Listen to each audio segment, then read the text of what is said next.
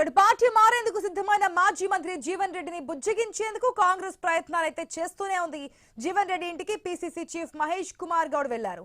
జీవన్ రెడ్డితో చర్చలు జరుపుతున్నారు. పార్టీకి రాజీనామా చేస్తారని ఇప్పటికే జీవన్ రెడ్డి ప్రకటించారు. ఆ నిర్ణయంపై పునరాలోచించాలని కాంగ్రెస్ నేతలు కోరుతున్నారు.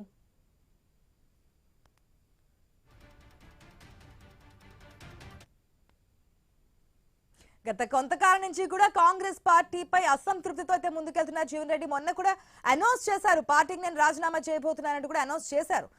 శ్రీధర్ బాబు వచ్చారు, మంత్రి అడ్లూరు లక్ష్మణ్ వచ్చారు, ఇద్దరు మంత్రులు వచ్చి భేటీ అంటే మాట్లాడినా సరే ఆ బుజ్జగింపులు ఎక్కడ నడవలేదని చెప్పొచ్చు.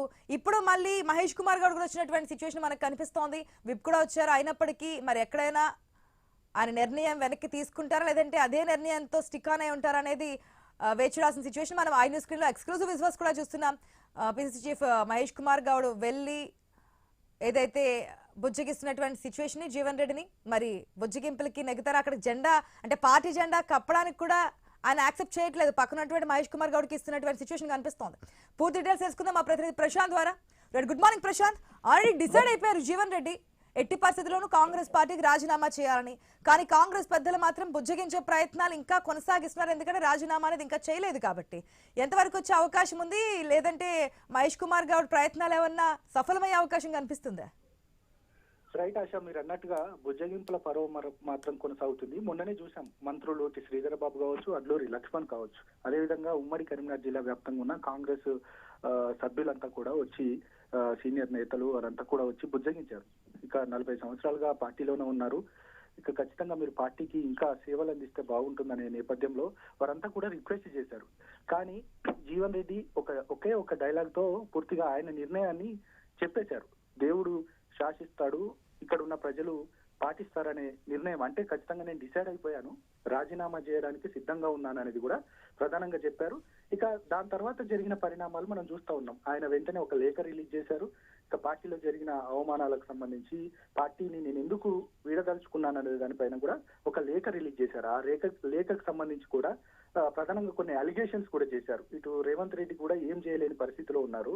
ఆయన కూడా నాకు గతంలో ఎమ్మెల్సీ ఉన్న దాన్ని కూడా పూర్తిగా పొడిగించలేని పరిస్థితి కనబడుతుంది అనేది కూడా ఆయన చెప్పారు. ఇక పార్టీకి సంబంధించిన నాయకులు ఎవరు కూడా రావద్దు, నా నిర్ణయం నేను ఖచ్చితంగా తీసుకున్నాను. అదేవిధంగా 25 అంటే రేపు ఖచ్చితంగా రాజీనామా చేస్తాను, ప్రజల వద్దకు వెళ్తాను, ప్రజలు ఏ డిసైడ్ కమ్మంటే అది డిసైడ్ అవుతాను, ఏ పార్టీకి వెళ్ళమంటే ఇంకా పార్టీ నిర్ణయం ఏం తీసుకోలేదు, ఖచ్చితంగా నేను రాజీనామా మాత్రం చేస్తానన్న నేపథ్యంలో ఒక్కసారిగా ఇక పరిణామాలన్నీ మారిపోయాయి. ఖచ్చితంగా జీవన్ రెడ్డి రాజీనామా తథ్యమే అనుకున్నారు. కానీ ఇక ఇటు కాంగ్రెస్ నాయకులు మాత్రం ఖచ్చితంగా బుజ్జగింపుల పర్వం ఇంకా రేపు రాజీనామా సమర్పిస్తూ అన్న నేపథ్యంలో ఒక్కసారి పునరాలోచించుకోవాలనేది కూడా పార్టీ చీఫ్ గా ఉన్న పీసీసీ అధ్యక్షులు మహేష్ కుమార్ గౌడ్, అదేవిధంగా ప్రభుత్వ విప్ అయిన ఆది శ్రీనివాస్ కూడా తన ఇంటికి చేరుకున్నారు. గత కొద్దిసేపటి క్రితమే మనం ఎక్స్క్లూజివ్ గా చూడొచ్చు. ఇక ఆయనను బుజ్జగించే ప్రయత్నం మాత్రం చేస్తా ఉన్నారు. ఖచ్చితంగా దాంతో పాటు పార్టీకి సంబంధించిన ఏఐసీసీ సెక్రటరీ కూడా వచ్చారు. ఈ ఖచ్చితంగా మీరు పార్టీలో కొనసాగాలి, మీకు సముచిత స్థానం ఇస్తామనేది కూడా వారు ఒక ప్రతిపాదన ముందు పెట్టే అవకాశం ఉంది. మొత్తానికైతే ఆయన ఈ బుజ్జగింపులకు ఖచ్చితంగా ఆయన నిర్ణయాన్ని వెనక్కి తీసుకుంటారు. కాంగ్రెస్ పెద్దలకు ఉన్నటువంటి సమయం కూడా చాలా తక్కువగా ఉంది కదా ప్రశాంత్. కేవలం రేపు ఆయన చెప్పినటువంటి డెడ్ లైన్ 25th, ఒక్కరోజు మాత్రం 24 గంటలు కూడా ఇంకా సమయం పూర్తిగా లేదు. మనం ఓవరాల్ గా చూసుకుంటే కనుక ఈ ప్రయత్నాలు ఏమైనా సఫలమయ్యే అవకాశం ఉందా? డైరెక్ట్ గా రేవంత్ రెడ్డి మీద అంటే సీఎం మీద అలిగేషన్స్ చేశారు అంటే పూర్తి స్థాయిలో జీవన్ రెడ్డి ఫిక్స్ అయ్యారని తెలుస్తుంది కదా. రైట్ ఆశ, నిజంగానే అంటే గతంలో కూడా మీనాక్షి నటరాజన్ కూడా ఫోన్ లో ఖచ్చితంగా మీరు పార్టీలో ఉండాలనేది కూడా ఆవిడ చెప్పినట్టుగా పూర్తిగా పార్టీ ప్రచారం చేసింది.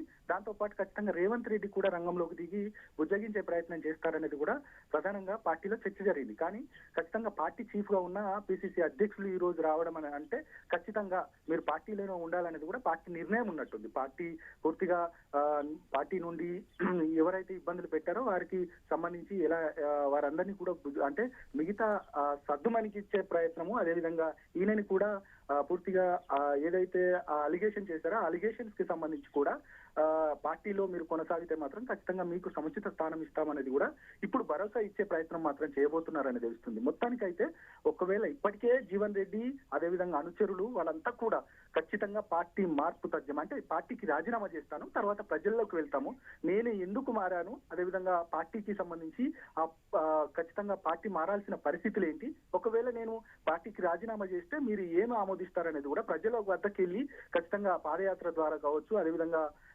స్ట్రీట్ కార్నర్ మీటింగ్స్ ద్వారా కావచ్చు, ప్రజల వద్దకు వెళ్తే ప్రజలు ఏం చెప్తారో దాన్ని బట్టి నేను పాటిస్తాననేది కూడా జీవన్ రెడ్డి ఆల్రెడీ ఫిక్స్ అయిపోయారు. కానీ ఇక రేపు ఖచ్చితంగా ఉన్న నేపథ్యంలో ఇటు పిసిసి అధ్యక్షులు వచ్చారు, పార్టీ నిర్ణయమే ఒకవేళ పూర్తిగా ఇటు రాహుల్ గాంధీ కావచ్చు మిగతా వాళ్ళంతా కూడా ఎవరైనా చెప్పారా లేదంటే సీఎం రేవంత్ రెడ్డి ఖచ్చితంగా పార్టీలో ఉండమని చెప్పారా అనే ఇప్పుడు కాసేపట్లో పిసిసి అధ్యక్షులు చెప్పబోతున్నారు. మొత్తానికైతే ఆయన నిర్ణయం మాత్రం కరాఖండిగా ప్రకటించారు. ఇక రేపే ఉంది డెడ్ లైన్. మరి వీరు వచ్చారు కాబట్టి ఏమైనా వెనక్కి తీసుకునే ఖచ్చితంగా ఒక 5% మాత్రమే ఉందనేది కూడా ప్రధానంగా అనుచరులు చెప్తున్న పరిస్థితి. మొత్తానికైతే ఏం జరగబోతుంది ఇంకా కాసేపట్లో ఖచ్చితంగా జీవన్ రెడ్డి నిర్ణయం ఏ విధంగా ఉండబోతుంది అనేది కూడా కాసేపట్లో తెలియనుంది. ఆశ. Right Prashant, thanks for the update. మనం స్క్రీన్ లో చూస్తున్నా మనకు అర్థమవుతుంది పార్టీ కండువా కప్పుకోవడానికి కూడా ఎక్కడికి ఆయనకి ఆశ లేదు, అంటే యాక్సెప్ట్ చేయట్లేదు.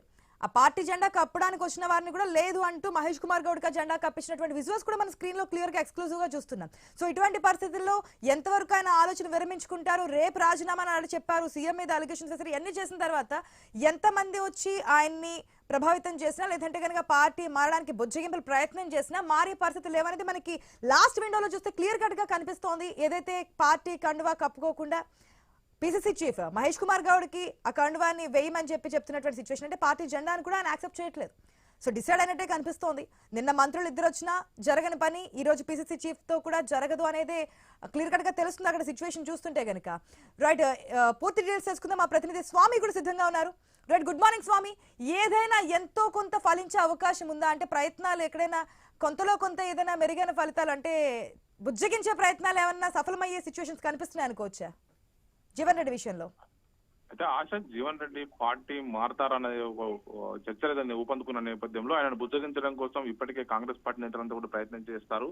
ఇటు పార్టీకి సంబంధించినటువంటి ప్రభుత్వ మంత్రులు శ్రీధర్ బాబు, అడ్డూరు లక్ష్మణ్ రీసెంట్ గానే ఆయన నివాసానికి వెళ్లి బుజ్జగించే ప్రయత్నం చేశారు. ఉమ్మడి కరీంనగర్ జిల్లాలోనే సీనియర్ నాయకునిగా మంచి ప్రజాదరణ ఉండేటువంటి వైపు జీవన్ రెడ్డిని పార్టీ కోల్పోతే పార్టీ నష్టపోతుందని చెప్పేసి భావించే పార్టీ నాయకత్వాన్ని బుజ్జగించే ప్రయత్నం చేస్తుంది. ఆ పార్టీలోకి జగిత్యాల ఎమ్మెల్యే సంజయ్ పార్టీలోకి వచ్చిన తర్వాత రెండు వర్గాలకు పడట్లేదు, తన అనుచరులను మర్డర్ చేయించారు, తన మాట చెల్లుబాటు కావట్లేదు, పార్టీ మారిన వ్యక్తికి ఇచ్చినటువంటి ప్రయారిటీ నాకు ఇవ్వట్లేదు, దాదాపు 6 సార్లు ఎమ్మెల్యేగా ఒకసారి ఎమ్మెల్సీగా చేసిన తనని పక్కన పెట్టడం పట్ల జీవన్ రెడ్డి మొదటి నుంచి కూడా కొంత పార్టీ వ్యవహార శైలిపైన ఆగ్రహం వ్యక్తం చేస్తారు. డీసెంట్ తోటి ఏకంగా పార్టీ పిసిసి ప్రెసిడెంట్ రంగంలోకి దిగి ఆయనను బుజ్జగించే ప్రయత్నం చేస్తున్నారు. పార్టీ అధిష్టాన పెద్దలు, పార్టీ ఏఐసిసి వ్యవహారాల రాష్ట్ర ఇన్ఛార్జి మీనాక్షి నటరాజన్తో సహా అందరితోని మాట్లాడించే ప్రయత్నం చేస్తారు.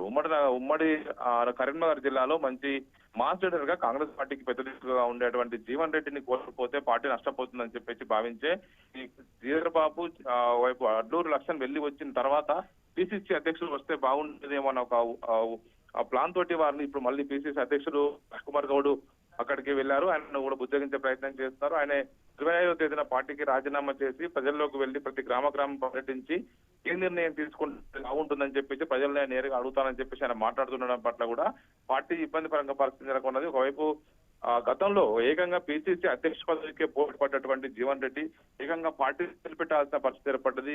ఇటీవల పొన్నా లక్ష్మి లాంటి మాజీ పిసిసి అధ్యక్షులు పార్టీని వదిలిపెట్టి వెళ్లిపోవడం, మరోవైపు జీవన్ రెడ్డి లాంటి వాళ్ళ వ్యక్తులు వెళ్ళిపోతే కరీంనగర్ జిల్లాలో రెడ్డి సామాజిక వర్గానికి సంబంధించినటువంటి జీవన్ రెడ్డి బయటికి వెళ్తే పార్టీకి ఇబ్బంది అవుతుంది. ఇప్పటికే ఒకవైపు కొద్ది మంది గతంలో ఆయన పిసిసి అధ్యక్షునిగా రేవంత్ రెడ్డి పోటీ పడ్డప్పుడు ఈయన కూడా బలంగా పోటీ పడ్డాడు. శ్రీధర్ బాబు, జీవన్ రెడ్డి పలువురు పోటీ పడ్డ సందర్భంలో చివరికి అధిష్టానం రేవంత్ రెడ్డికి పిసిసి అధ్యక్ష పదవి ఇచ్చింది, జీవన్ రెడ్డిని బుజ్జగించింది.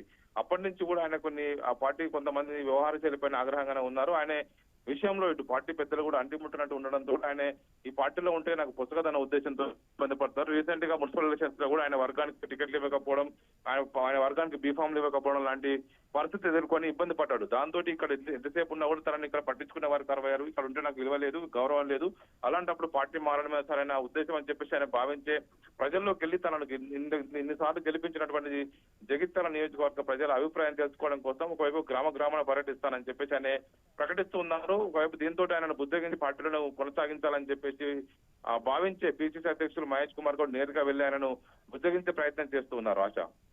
Right Swami, thanks for the update. చూద్దాం, వెయిట్ చేసి చూద్దాం ఏదైనా